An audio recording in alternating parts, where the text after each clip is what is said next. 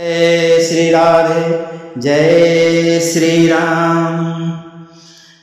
नमामि शमिशान निर्वाण रूपं विभुं व्यापकं ब्रह्मदेव स्वरूपं निजं निर्गुणं निर्विकल्पं निरीहं चिदाकाशमाकाशवासं भजेऽहं निराकारमोङ्कारमूलं तुरीयं गिराज्ञानगोतीतमीशं गिरीशं करालं महाकालकालं कृपालं गुणागार संसार पारं नतोऽहं तुषाराद्रिशङ्काश गौरं गभीरं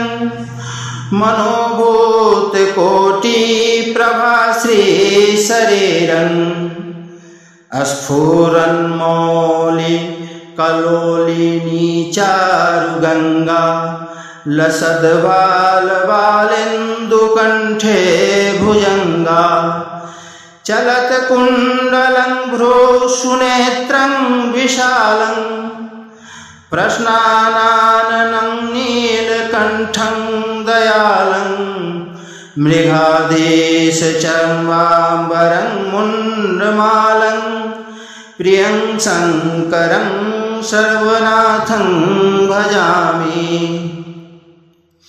प्रचण्डं प्रकेष्टं प्रगल्भं परेशं अखण्डं अजं भानुकोटिप्रकाशं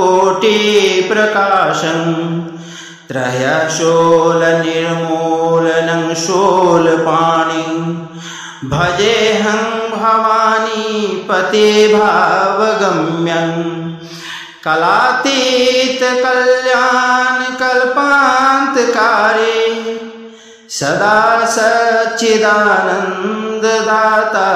पुरारी चिदानन्द सन्दोह मोहापहारी प्रसिद्ध प्रसिद्ध प्रभो मन्मथारी नयावादुमानाथ पादारविन्दं भजन्ते लोके परेवा नारायणं न तावत् सुखं शान्ति शान्तापनाशं प्रसिद्ध प्रभो सर्वभूतादिवासं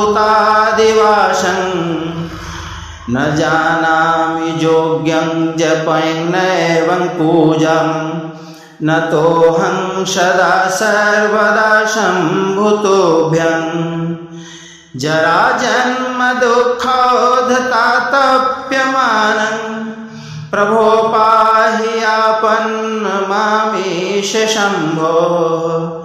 रुद्राशिकमिदं प्रोक्तं विप्रेण हरतोषये ये पठन्ति नराः भक्तया तेषां शम्भोः प्रसीदति। जय श्री राधे।